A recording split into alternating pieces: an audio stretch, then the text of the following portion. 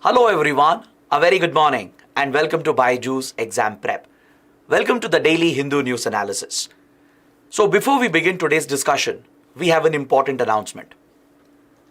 This Saturday, on the 28th of October, we shall be having a special workshop where you can easily understand how to approach the upcoming UPSC examination. If you need a study plan, the book list, and a current affairs strategy, do join the free workshop, which will be exclusively available on the BYJU'S Exam Prep app. All you have to do is register using the link provided in the description box below. So don't forget to make use of this workshop, which will be conducted by Harshmeet sir. With this, let's get started with the analysis of today's The Hindu newspaper. First, let's look at the topics we're going to discuss today, and then we shall take up one article after the other. For today's discussion, I have chosen 10 important articles from the Delhi edition. There are 3 articles for a detailed, comprehensive discussion. They're all the important columns in today's newspaper. And we have several smaller articles that are more relevant for the prelims examination. So let's cover these articles comprehensively. All you have to do is press that like button, share these videos with other aspirants, and without fail, subscribe to our channel. So let's look at the first article from page number 8. We have a very important column on page number 8 that examines gender disparity with regard to labor force participation rate in our economy. Not just in the Indian economy, but also in the global economy. Around the world, particularly in developing nations, this is a recurrent feature where you find that the participation of women in the labor force market is relatively low, and this has a huge economic impact and social impact as well. So this is what the writers of the column are examining. It's a very important social issue and an economic issue as well. So let's understand in what context is this topic in news.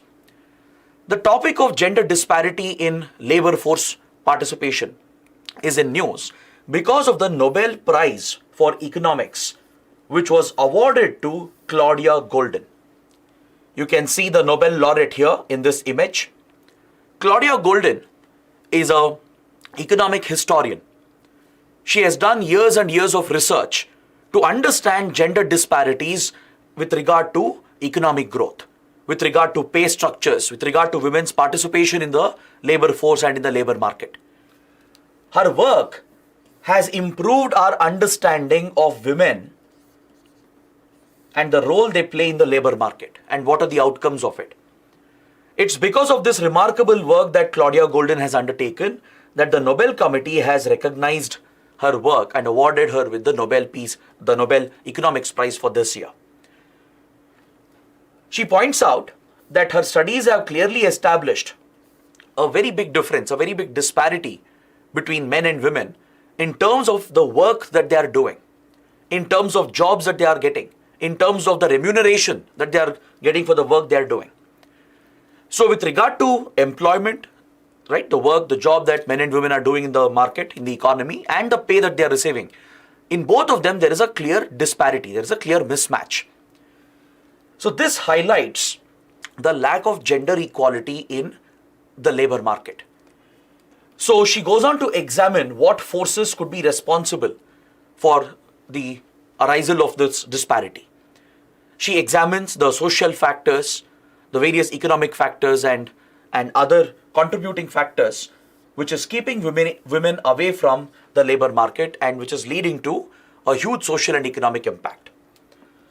So that is why the writers of the column are examining this issue in greater detail. In fact, we have a related article in a text and context page as well that examines the gender disparity with regard to pay and remuneration. So let's take a deeper look at this. Let's understand these deep insights into the labor market, and let's look at the disparities that you find on the basis of gender. The writers point out that women's role in the labor market is determined by a number of social factors and also factors stemming from the family obligations that women face exclusively in a household. Especially marriage and the obligations that come along with it post-marriage. These social familial factors have been held directly responsible for negatively impacting women's participation in the labor force market.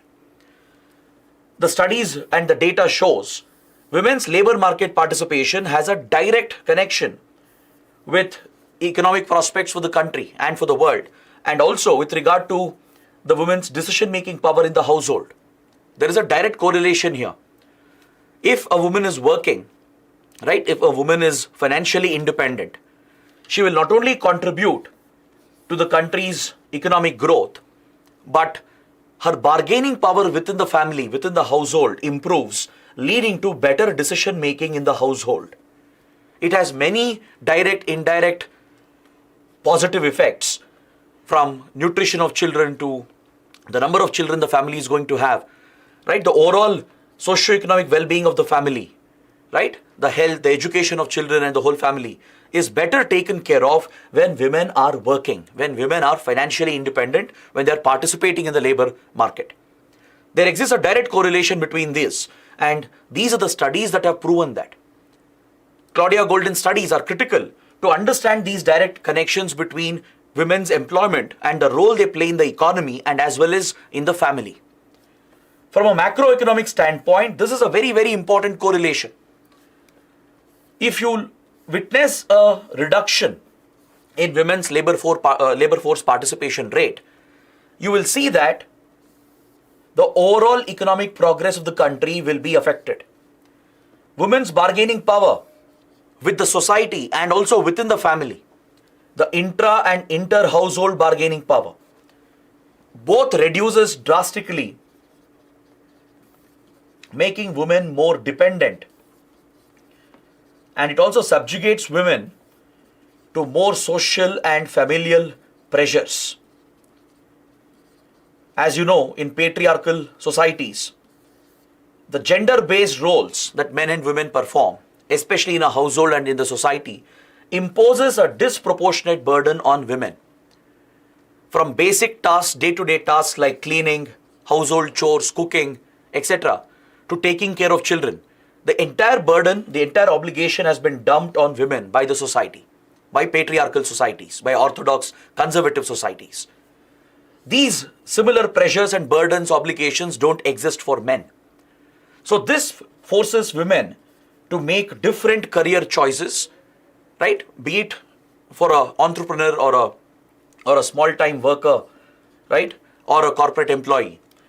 These patterns are very clearly noticeable for women across social groups and across age groups. So particularly the institution of marriage has a huge impact. It completely alters the social conditions for working women and forces them to make changes in their career choices. So this is exactly what the data is also reflecting. The data shows that the level of female labor force participation has been relatively low compared to the global economic growth that we have witnessed. Even though around the world countries have improved their economic status, the status of women in the labor market, their pay, their remunerance that they are drawing, right? The number of women working in the labor force, that has not really improved in terms of, when you compare that with global economic growth. According to World Bank's data from last year, labor force participation rate of women is around 47.3%, which is below than expected. It is below than what is expected. Ideally, you need to have this closer to 49% to 50%. If you look at developing nations, there is a persistent decline over the years. Even though countries have become better in terms of their economic growth, you see a decline in women's labor force participation rate. You can see that in India itself. Data from 1990 to 2022 shows that India's labor force participation rate for women has dropped from 28% to 24%. Meaning out of 100 workers in the economy, there were 28 women before. And now with India's economic growth, this number has actually reduced to 24. So these are actually disturbing developments, right? Ideally, your country's economic growth should reflect matching growth in the increased participation of women in the labor force. But we are seeing a decline. And this is largely due to the social factors creating tremendous pressure and obligations on women. Studies have clearly established that after marriage, women's labor force participation rate decreases. There are many variables, social and family related variables that contribute to it. For example, due to gender-based discrimination in societies, in patriarchal societies, women may not be as educated as men. Right? We are not stereotyping here, it's just a general conclusion being drawn based on data. At a general population level, right, in terms of educational qualification, women tend to be left behind as orthodox families don't invest much on educating the girl child as much as they would do for the male child. So this leads to a disparity in educational status and the skills which affects their job opportunities. Their mobility gets compromised after marriage particularly, right? There are new family obligations, right? The society in general places a stigma around working women, right? Orthodox patriarchal societies look down upon working women, right? And this social disapproval along with the familial commitments and obligations where the burden falls entirely on the woman of the household leads to this disproportional impact. Where women is expected to bear the child, rear the child, raise the child, look after the household, the daily chores, right? While these obligations do not exist for men in the same household. So this is where the divergence begins to emerge, right? This is where a clear divergence comes up between men and women in terms of their labor force participation and the pay that they are drawing, the remuneration that they are getting. Then along with that, there are other factors like religious factors, caste-based factors, geographical factors. Even they play a big role along with the income level of the family, the societal norms in general, etc. Apart from the institution of marriage which is imposing the burden, right? In certain religious communities or castes, there could be, more welcoming of women participating in outside employment, but in some communities it might be looked down upon. The geography also plays a role, right? Whether the women are in city or in a urban area or in a rural area, in a tribal belt. So that also plays a role regarding their labor force participation, right? The income status of the family. Usually you see a divide here as well. There is a social and income divide within women, particularly in rich families. In upper class and rich families, women, they tend to, get more choices. And you find that more women opt for a career choice that they would want. Whereas in poor families, women are forced by obligation to either work or stay at home. So in terms of the choice they make, whether to work or not, and what kind of work to take up, is also determined based on the income level of the family itself. Whereas such obligations don't fall on men, right? Then also, women look out for more flexible jobs after marriage. This is very clearly established by subsequent studies. Post-marriage, women look out for more flexible options instead of what is best for their career. So this affects the job opportunities they get because they want to balance the familial commitments, the social obligations with their career. So this leads women to compromise their career for the sake of the society and the family, and this has a devastating impact in the long run. It affects your country's economic growth. It actually brings down the society as well because studies have clearly established that if women are more financially independent, they will take better decisions for the family, right? Their bargaining power improves within the family and with the society, leading to women empowerment and also to well-being of the whole family, especially that of the children. Now, this has a bigger impact in case of the lower income families. The gender gap in earnings, the pay disparity you find is also very, very stark and evident. Say I'm drawing this image, this infographic from another article in the newspaper. In the text and context page, the Hindu presents this beautiful infographic that shows the gender disparity in terms of earnings. Please look at the male-female ratio of weekly earnings, the number of hours worked, and the hourly earnings. Look at the disparity here. Women tend to work fewer hours per week than men. It's not that they don't want to work. It's not that they're lazy. It's because there are familial commitments on them, social obligations on them, which forces them to make different career choices than men. So there are various social factors, expectations and obligations that are influencing these choices. And that is what leads to the disparity. this weakens the bargaining power of women within the household and with the society as well, thus compromising on gender parity, on gender equality. So what can be done? How do we address this issue? One solution the writers are presenting is the provision of better facilities for women at a workplace. One prime reason why women opt for flexible career choices is because they're worried about child care. This definitely plays on the mind of a mother, which is absolutely understandable, right? The need to look after the child, ensure the well-being of the child, while dealing with the social and family pressure. This is what burdens the woman and pushes them to make different career choices, either drop out of labor force completely and stay at home, or opt for flexible jobs, which affects and compromises their career. So this is where, if the private sector, the government, if they create better facilities, right, if they provide for daycare and creche facilities, it becomes a big blessing, a boon for working women. Is that clear? In India, we already have one such initiative, the National Creche Scheme for the Children of Working Mothers.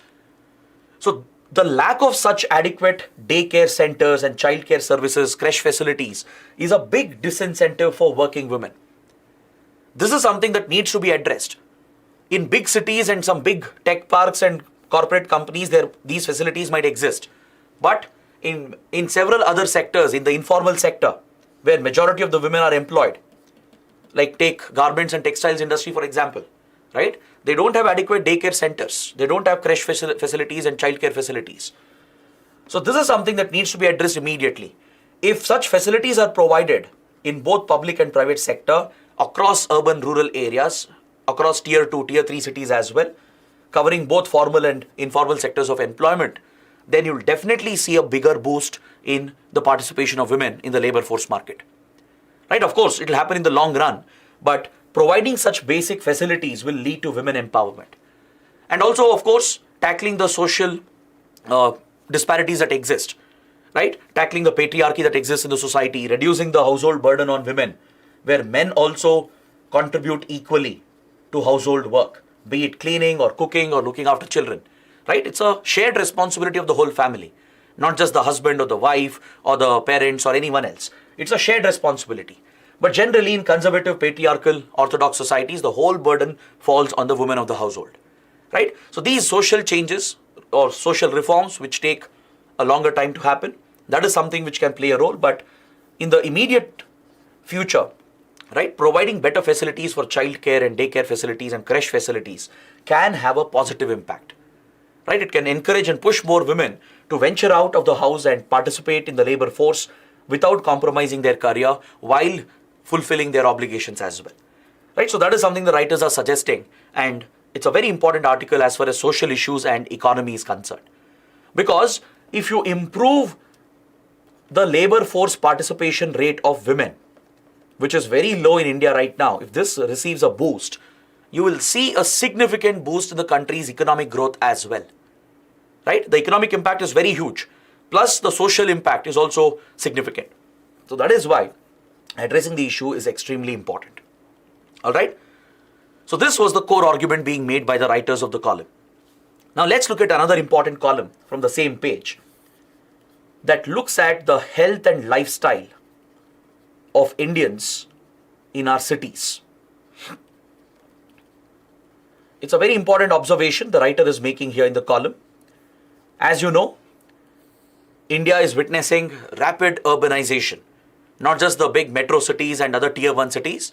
We are seeing a huge expansion of our towns, tier 2, tier 3 cities as well, right? So there is large scale urbanization taking place in India. Since the LPG reforms of 1990s, we have seen a boom in our urban centers, and along with large scale urbanization and the urban lifestyle that has been adopted by almost all of us, our health, our lifestyle has taken a big hit. Correct? So this has to do with a number of factors associated with your city, with your urban environment where you live. First of all, the busy work schedule, the busy life that people lead in cities directly affects their diet, pushing them to consume very poor diet. They give up healthier choices, prefer fast food, processed food, junk food, and there is very limited physical activity as a result of city living. Right? It becomes a more sedentary lifestyle where people work and rest, and in between there is no physical activity involved, be it walking, exercise, playing sports. This gets completely compromised in a city environment. Then finally, it's about urban mobility. How people commute, how people transport themselves in a city. How do they move around? This plays a role in influencing your health, your lifestyle, and your diet and your choices. And also the extent of pollution that you all face in cities, air pollution, water pollution. All these are major factors in an urban environment that influences our health and lifestyle. So because of the poor diet in urban areas, the lack of physical activity, which is a result of your city planning as well, and the limited transport mobility options, and the extreme pollution, there is a huge health impact of this on our city population, on India's urban population. See, studies are suggesting that in a few years, majority of our population, majority of the country's population will be living in cities, in urban settlements, which means the health burden, the disease burden will keep on increasing. These lifestyle related health disorders, they primarily lead to cardiovascular diseases, including other lifestyle related conditions like diabetes, hypertension, etc. So this places a huge economic and social burden as well on the country and the society if we don't tackle this threat. So if you look at urban areas, tackling pollution is a priority, right? But look at cities like Delhi, Mumbai, and most of the other even tier 2, tier 3 cities. There is large scale air pollution and water pollution. The air quality index is extremely poor. In Delhi, Mumbai, if you spend few hours in the open, it's as good as smoking almost a pack of cigarettes. That is the amount of particulate matter you inhale, right? And the presence of heavy metals, the contamination that is present in the air, in the water, and even in the food, right? Even the fruits and vegetables which are sold, supplied in cities, right, which is coming from the suburbs usually, will be highly contaminated with toxic doses of heavy metals as well. So along with that, the busy lifestyle, the extremely poor diet that people in cities consume, the fast food, the junk and processed food, the limited physical exercise, because walking or cycling to work is not an option, as mobility in urban areas has been completely uprooted due to poor planning, extremely dangerous roads and footpath conditions. People don't prefer to walk or cycle. So this has taken a toll, right? People prefer to have their own vehicles, private vehicles, public transportation takes a hit. And as a result, people are involved in lesser and lesser physical activity.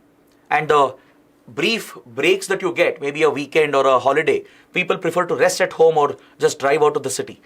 So this whole lifestyle, the urban lifestyle in India, is already on a dangerous path, which will directly contribute to severe healthcare conditions, and this could become a huge disease burden, a health burden, and an economic burden on the country. So that is why the writer, who's a doctor, is advising the government to take the right appropriate measures. This should be a part of urban planning and urban transformation, right? Cities have to be more cycler friendly.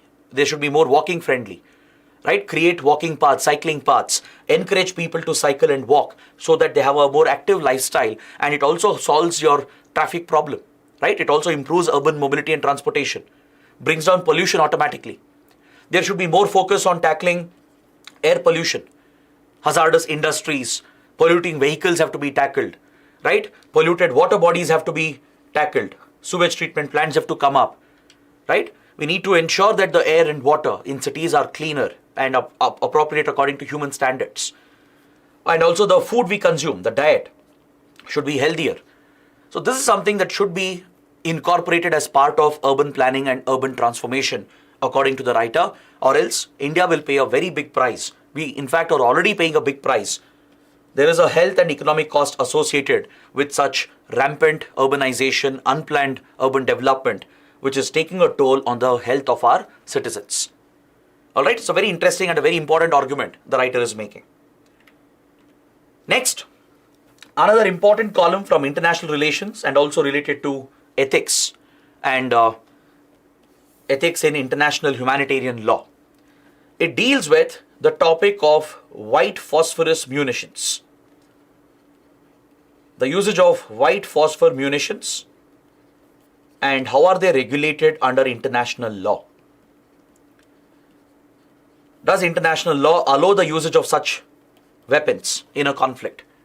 What are the consequences? Are there any international conventions that regulate such toxic and dangerous munitions? This is something we need to discuss.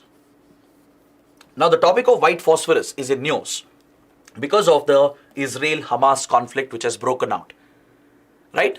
Israel has been accused of using white phosphorus munitions in Gaza, that too in civilian populated areas. And this allegation has been raised by Human Rights Watch or HRW. Human Rights Watch is a global NGO working in the field of human rights. It has alleged that Israeli Defense Forces have fired white phosphorus munitions and they've used it against the civilian population in Gaza. Israel has denied these allegations. In fact, similar allegations had come up in previous conflicts as well. For example, in the 2008-2009 Gaza conflict, even then Israeli forces were accused of using white phosphorus munitions. Israel had denied it back then, but later it acknowledged the usage of these weapons. Israel said it had used white phosphorus for signaling and marking purposes only, but it had an unintended impact on civilians. So every now and then Israel especially is accused of using this dangerous munition which has a disproportionate impact on the civilian population. So usage of white phosphorus is prohibited, restricted under certain international provisions. So let's understand why white phosphorus munitions are dangerous. What does international humanitarian law say about the usage of white phosphorus in a conflict? Let's take a look at this. I hope you know that white phosphorus is highly combustible. The moment it comes with oxygen, it burns and it keeps burning until it has oxygen supply. Either until it is exhausted completely or till it has oxygen supply, it will keep burning. Alright, it's like a powder, it's like a powdery white substance. Now, if this is used in incendiary bombs, like for example, if it is loaded onto, let's say, grenades or into explosive bombs or into rockets and then fired upon a populated area, the white phosphorus which is going to spread, right, this powder will keep burning constantly. It's an incendiary material, right? It reacts with oxygen. It ignites the moment it comes in contact with oxygen. And imagine if this phosphorus is to be sprayed through an aerial strike, through aerially dropped weapons, munitions. If white phosphorus is spread out over a large area, right, the powdery substance could deposit, it could spread around the area, it could fall on buildings and structures and people as well. It will not distinguish between combatants and civilians. And this material will keep burning. This toxic chemical will keep burning. It's an incendiary material and it causes very, very severe burn injuries. If you come in contact with white phosphorus, right, your skin is going to burn, including the inside tissue. Alright, it leads to severe burn injuries, including the burning of inside tissues. If you inhale it, it can destroy your respiratory system and it can impair you visually as well. The flashes that keep occurring with the burn can burn your eyes out. Your retina can get burnt out. Inhalation is toxic and fatal, and it leads to severe skin injuries, burn injuries on contact, leading to even the death of the individual. So this is a very brutal weapon in that regard. Usually, white phosphorus is used for clearing or creating a smoke screen. Alright, it's not usually used to target combatants or civilians.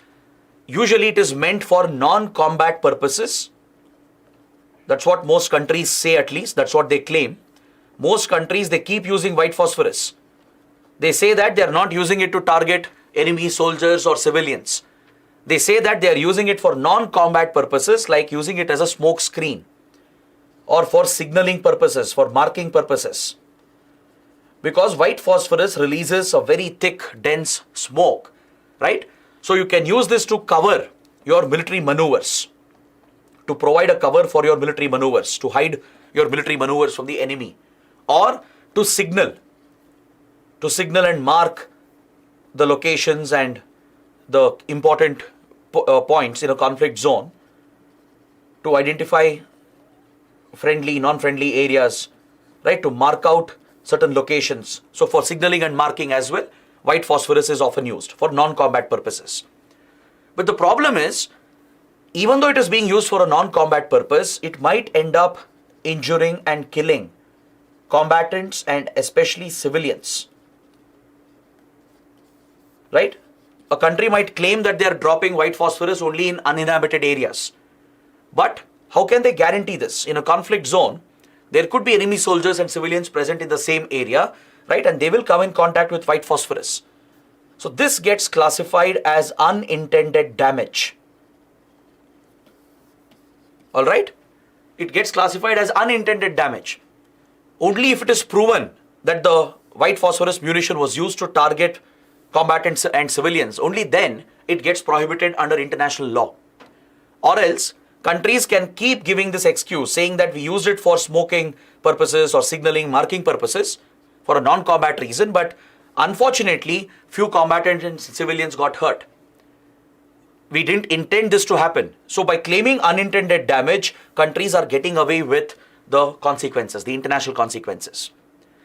There is a specific UN convention that deals with this. The UN Convention on certain conventional weapons, which are considered to be extremely inhuman and brutal.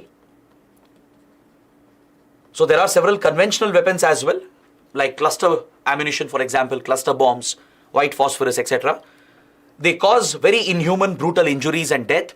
So many of them are prohibited and regulated under this convention, the Convention on Certain Conventional Weapons, or CCW, the UN Convention on CCW.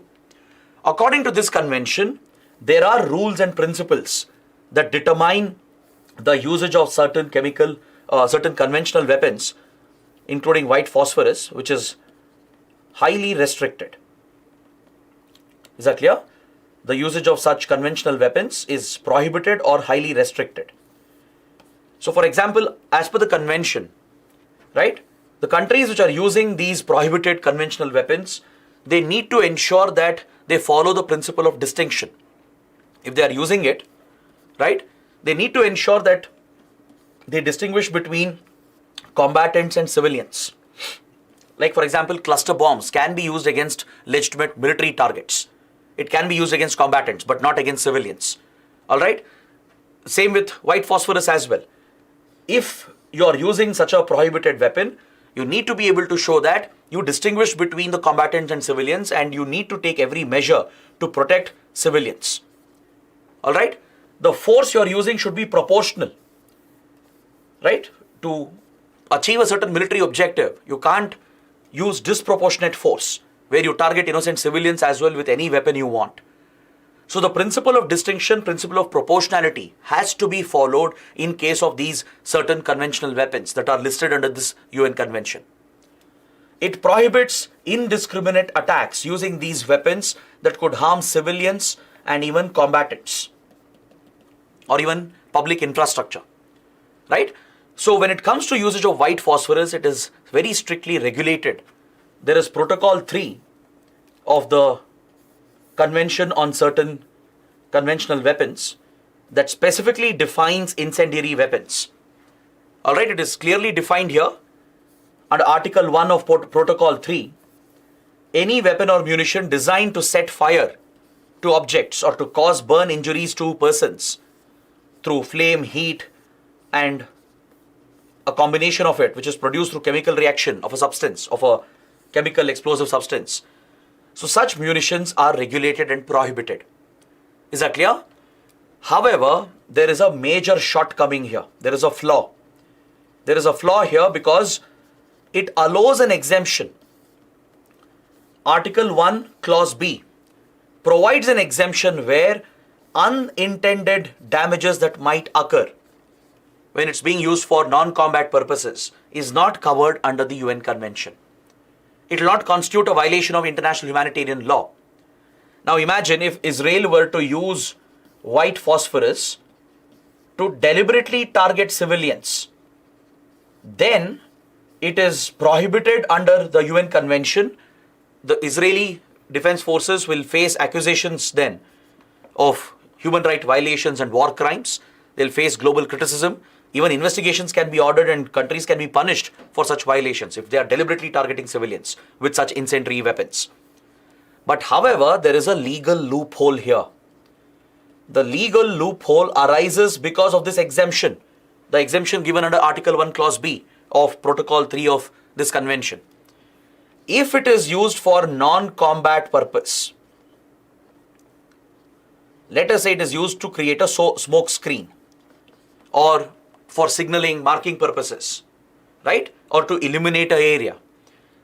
And in such a non-combat usage, if civilians get hurt unintentionally, accidentally, then countries get an exemption.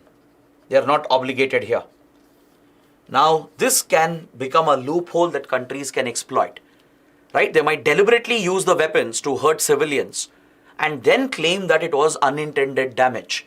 They can claim that we were trying to just signal or mark the area. We were trying just to create a smoke screen in a non-combat purpose. But unfortunately, civilians got injured. So by citing excuses, they can get away with these humanitarian obligations, which is mandatory under international humanitarian law and other laws and conventions that deal with wars and conflicts.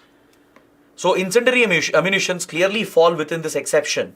This is the shortcoming here. There is a legal loophole that countries are exploiting, especially Israel has repeatedly exploited this. Now you might argue, isn't white phosphorus covered under Chemical Weapons Convention? Unfortunately, it's not. Even though it is a toxic chemical, right? It is not covered under your Chemical Weapons Convention.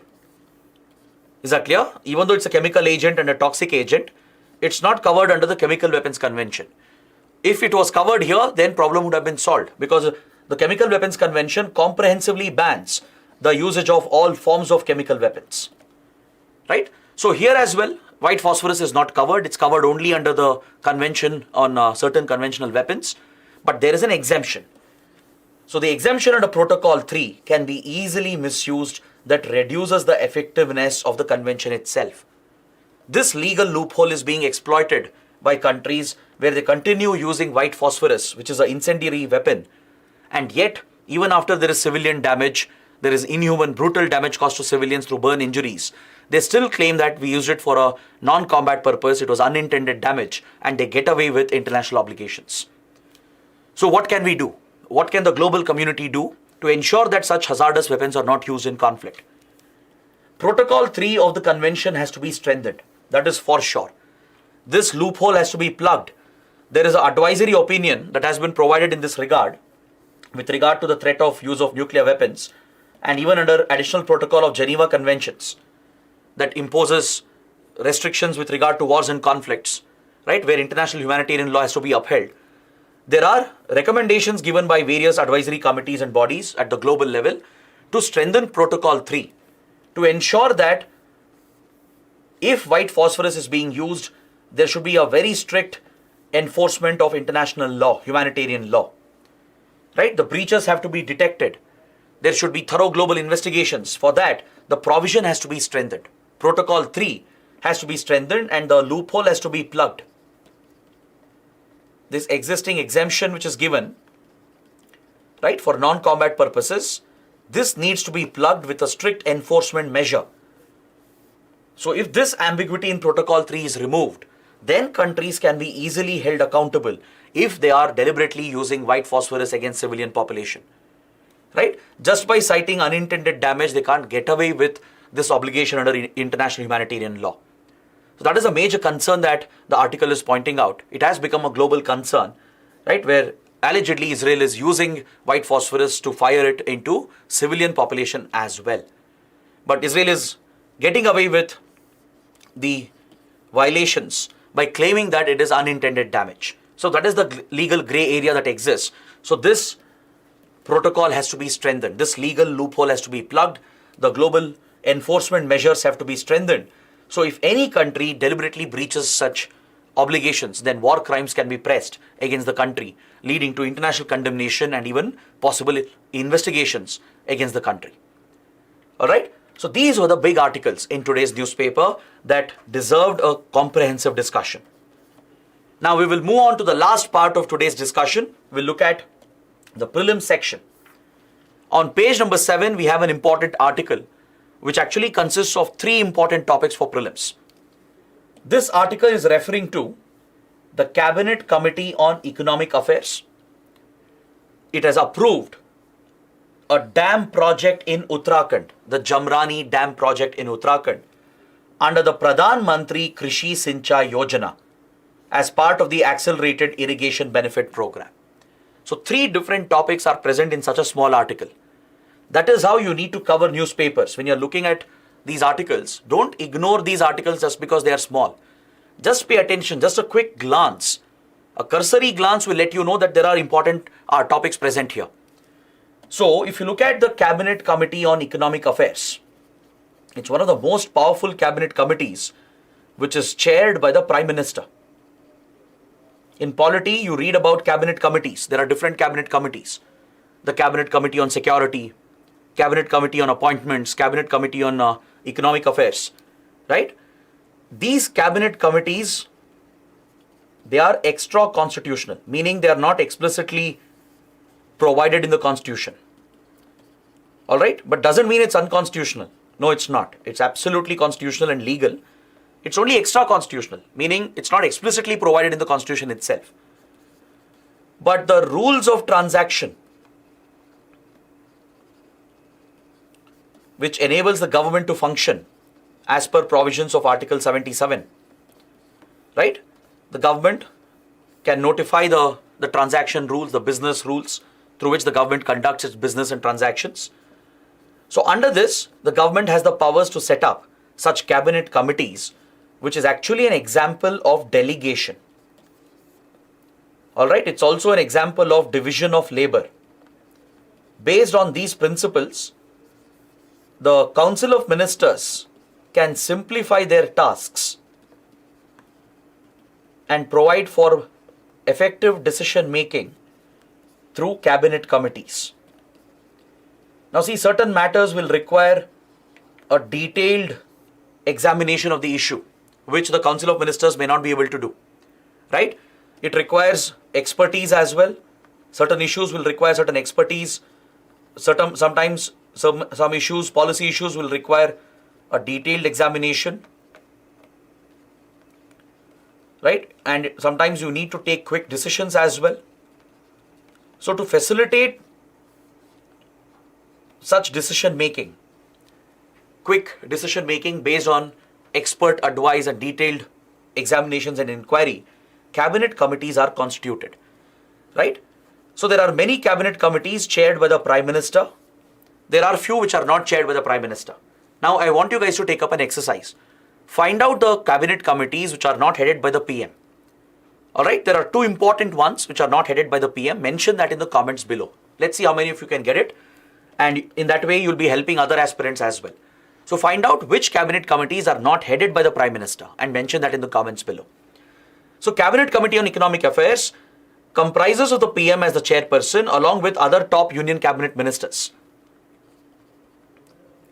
For example, the Home Minister, the Finance Minister, of course, Foreign Affairs Minister, right? Defense Minister, then the Minister of Agriculture, Minister of Commerce, Minister of Road Transport and Highways.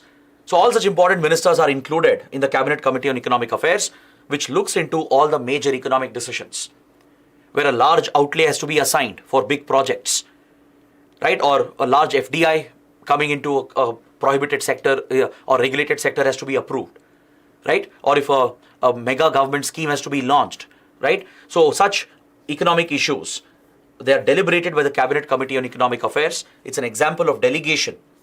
It reduces the burden on the Council of Ministers. Also provides for expert decision making and faster decision making through the cabinet. So such select committees within the Council of Ministers, they are the cabinet committees, right? So we have Cabinet Committee on Security as well, the topmost cabinet committee dealing with security issues, which is also headed by the PM. It includes the other top cabinet ministers like Defense Minister, Home Minister, Finance Minister and External Affairs Minister. These are the members of Cabinet Committee on Security. So like this, please read about other cabinet committees as well, and there are 2 cabinet committees which are not headed by the PM. So please find that out and mention that in the comments. Now, let's look at this dam project, the Jamrani Dam project, which has been approved by the Cabinet Committee on Economic Affairs. This project will require 1,500 crores in budgetary support, and that is why the decision had to be approved by the Cabinet Committee on Economic Affairs. So this dam will come up in the state of Uttarakhand. Alright, please note down this point. There can be a prelims question on this. It will come up on the Gola River in Uttarakhand, which is an important tributary of the Ram Ganga near Nainital. These are the basic facts you have to remember. The Jamrani Dam in Uttarakhand will come up on the Gola River, a major tributary of the Ram Ganga near Nainital. Then coming to Pradhan Mantri Krishi Sinchai Yojana. It's a very important irrigation scheme that was launched by the government in 2015 as a centrally sponsored scheme. The center provides a funding of 75% with rest of 25% coming from the states. This is for general category states. For special states like northeastern states and those hilly states, right, the funding ratio is 90:10, where center takes up 90% of the funding with 10% coming from the state governments. So Krishi Sinchai Yojana integrates all the pre-existing irrigation schemes, the watershed management schemes, providing for proactive investments in irrigation to ensure that we increase the cultivable area which is under irrigation. It is focused on efficient management of water to the farmland. It is focused on reducing wastage of water. Right? It's looking at promoting efficient forms of irrigation to our farmland while increasing the cultivable land that is available under irrigation. So it mainly focuses on irrigation projects, small dams, embankments, canals and channels that are created to promote precision irrigation. It also incorporates water saving, water conservation technologies, water management technologies to minimize wastage and losses and provide for efficiency in farm irrigation. That is the prime focus of this initiative.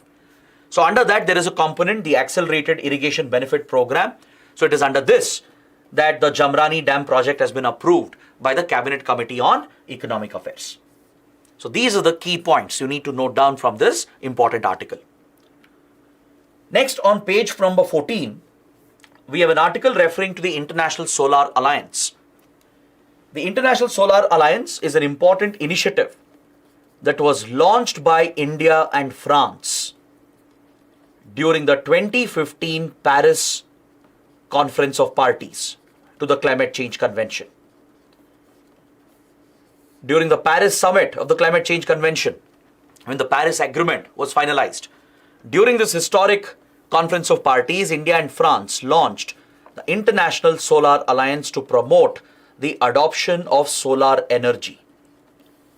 Initially, the alliance was limited to tropical and subtropical countries. Initially, the goal was to include the so-called sunshine countries of the world, which are present between the tropical, subtropical areas, which receive the maximum solar insolation, which have the maximum solar potential. But later, the grouping has been expanded to include all UN members. Any UN member can join the International Solar Alliance. Right now, around 116 countries are party to it. It has got such a wide global acceptance, right? More than 100 countries have signed, several of them have ratified it, and they are members of International Solar Alliance. It's headquartered in India itself. It's headquartered near Gurgaon, on the outskirts of Delhi. That's where the Secretariat of International Solar Alliance is present. So this international organization set up by India with the help of France and other countries, it is providing global leadership for solar projects around the world to promote adoption of solar energy, to fund new solar power plants and connect the solar energy with power grids so that we can tackle emissions, reduce the consumption of fossil fuels and switch to cleaner renewable forms of energy. So one important initiative taken up by the International Solar Alliance is the Global Solar Facility. Through the Global Solar Facility, the International Solar Alliance is providing for payment guarantee and insurance to mitigate the risks associated with solar projects and providing technical assistance as well to focus countries in Africa, in Latin America and in West Asia. They are the focus regions of the Global Solar Facility. West Asian countries, African countries, right, which face, African countries especially, they face a lot of shortage of electricity. Then even Latin American, Caribbean countries, they are the focus of the Global Solar Facility, where a payment guarantee fund is being set up to ensure that there is a payment guarantee for the solar projects that are coming up. And also there is an insurance fund to mitigate the risks if the project fails, right? The insurance will take care of the financial risk, and technical assistance is also being shared through the Global Solar Facility. So 3 funds are established under it for this purpose. Now, apart from that, the article is talking about a global solar stocktake report, which the Alliance is going to bring out very soon. They are bringing out a global solar stocktake report. It will be published by next month, by November.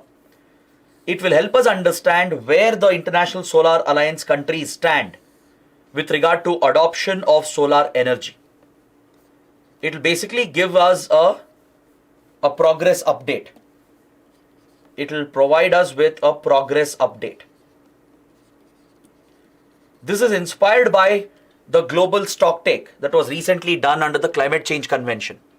In the run-up to this year's Conference of Parties of Climate Change Convention, the United Nations has published a global stocktake report to let the world know where we stand with regard to our Paris Agreement targets.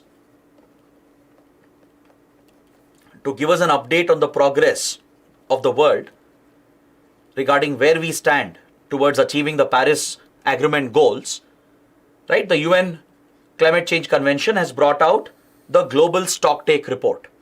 On similar lines, inspired this Global Stocktake Report, a Solar Stocktake Report is being brought out that will help us understand what kind of solar investments have happened in the world, right? Which countries, which regions have invested more, right? What is the range of installed capacity in different countries? That is something you'll understand from the Global Solar Stocktake Report. Right now, the understanding is that China is leading the sector when it comes to the manufacturing of solar photovoltaic cells and all the components involved in a solar plant. China is the global leader. All right, it has already taken a clear lead and a clear edge over other countries. So this is where India wants to diversify. India wants to diversify the global solar market to reduce the dependency on China. China has a clear edge in the solar market. Most of the solar photovoltaic cells and the components for a solar plant are being produced in China, majority of it. So this is where India would like to use International Solar Alliance, work with all the like-minded countries to diversify and set up manufacturing chains around the world to reduce the dependency on China. Today, China has the highest installed capacity with regard to solar power. China followed by US are the top 2 countries in terms of installed solar capacity. India is in the top 5. We rank in the top 5 with 62 gigawatts of installed capacity coming from solar energy. Now, India wants to enter the top 3, top 2 bracket, and we want to ensure that we take away China's domination in the solar sector, which is going to be all the more critical in the coming days as the world strives to achieve net zero emissions. Right? As the world adopts more cleaner and efficient renewable technologies, right? Solar power will play a critical role. So International Solar Alliance is a great platform for India to not only show leadership, but also assist other South countries, global South countries, developing, underdeveloped countries, provide them with the finance, the technical assistance to scale up solar projects around the world. Right? This will establish India's leadership position in the solar market, and it will help us compete with China's leadership position in the solar industry. Now, talking about India-China, there is another major serious development in the Indian Ocean, which is reported in this article on page 15. According to the article, a Chinese research vessel, the Shi Yan 6, has arrived and docked at Colombo port, and of course Sri Lanka has given permission for this Chinese research vessel. Now the entry of this research vessel into Colombo port and into the Indian Ocean has raised alarm for India and even the US, and both have raised the concern with the Sri Lankan authorities. Now this is not happening for the first time. In the last 1 year, China has brought many spy vessels and so-called research vessels very close to Indian waters and across the Indian Ocean, which is our traditional area of influence. Last year, a spy vessel known as the Yongwong 5, which can be used to track satellites and missiles, was brought by the PLA Navy, and it was docked at Hambantota port and Colombo port.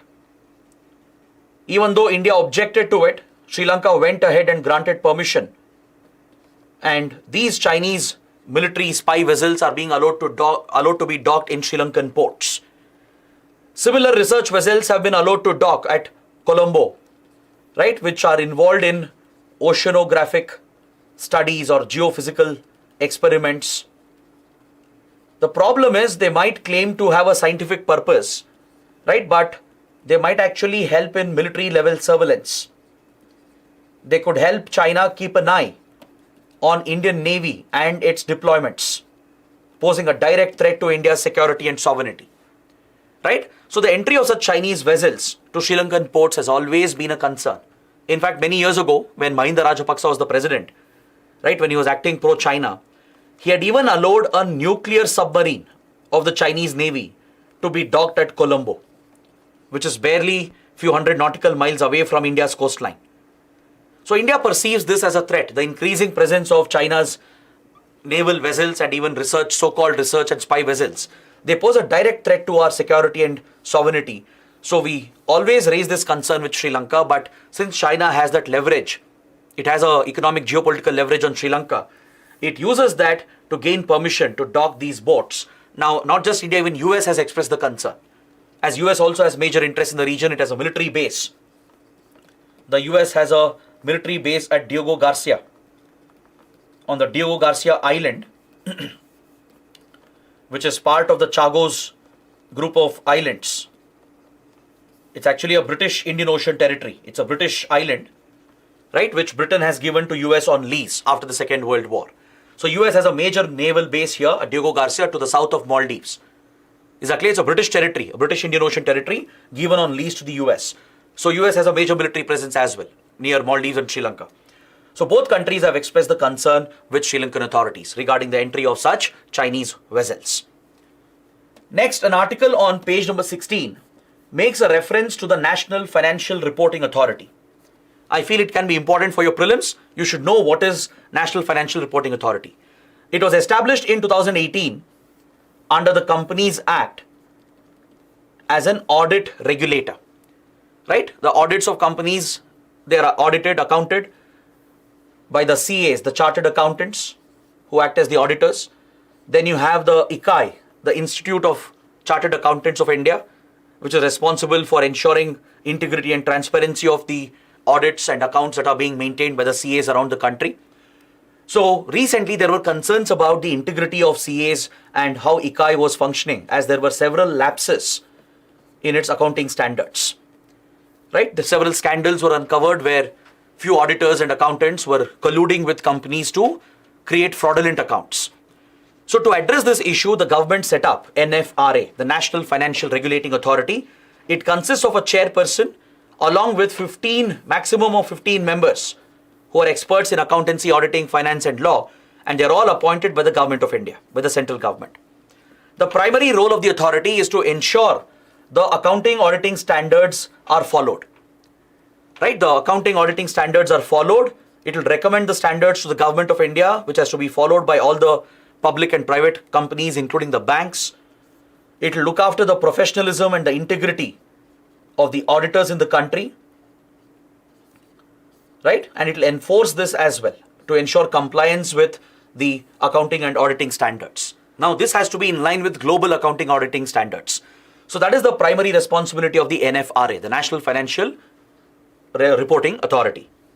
Coming to the last article, on the last page of the online edition of the e-paper of the Hindu, on page number 2, there's an article related to geography and science and technology.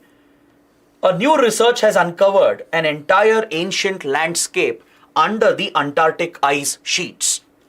Now, when we think of the Antarctic, we always think of the ice caps, the ice sheets and the glaciers, right? We don't think anything beyond that, because that is what we see today. But recent studies have given evidence that below the ice sheets, there is an ancient landscape which is hidden. At one point, Antarctic was not all ice and snow and not completely frozen, right? Studies from using satellite data and ice penetrating radar. Satellite observations and ice penetrating radars have clearly shown a presence of an entire topography and a landscape below the ice sheets. So maybe the region was free from ice at one point and it had forests, rivers and mountains as well. That is what the evidence is pointing towards. Is that clear? Especially in the East Antarctica's Wilkes Land region. Please make a note of this location. The Wilkes Land region in the east part of Antarctica towards the Indian Ocean, which borders the Indian Ocean. The scanning which has been done by using ice penetrating radars and satellite based data and observation has shown that there was an ancient landscape below around 14 to 34 million years ago, before Antarctica entered into this deep freeze that we see today. So it clearly points to evidence, increasing evidence, that the global climate was not always like this. Global climate is constantly in flux, it keeps changing. And at one point, the polar areas may have been ice free, right? They may have been host to forests, mountains and rivers. There is evidence that researchers have found out, right? There is some fossil evidence as well. For example, there are pollen grains from palm tree, ancient palm tree pollen grains from Patagonia region in South America, which has been found in the Antarctica. All right, in frozen blocks, ancient pollen tree grains, palm tree pollen grains have been found, which actually trace to the Patagonia region, which again shows the possibility of, proper thick vegetation and forests being present in the Antarctic region. So that is very interesting, something you need to note, take down, make a note of. And please note down that the findings have been seen in the Wilkes Land region of East Antarctica. That is where an ancient landscape has been detected. So on this note, I would like to complete my discussion for today. I hope it was an interesting and fruitful discussion. Do let me know how it went in the comments and take up 2 questions for your answer writing practice. Write your answers and post them in the answer writing portal, for which link is provided in the description box below. And also join the Telegram channel, because we have a quiz after the session ends. The link for the Telegram channel is also provided in the description box. And with this, let's conclude this discussion for today. I hope it was a good, fruitful session. Do let me know, do press the like button and do subscribe to the channel. So that is it for today. Let's see you tomorrow at 10 a.m. Till then, take care. Thanks for watching. Have a good day.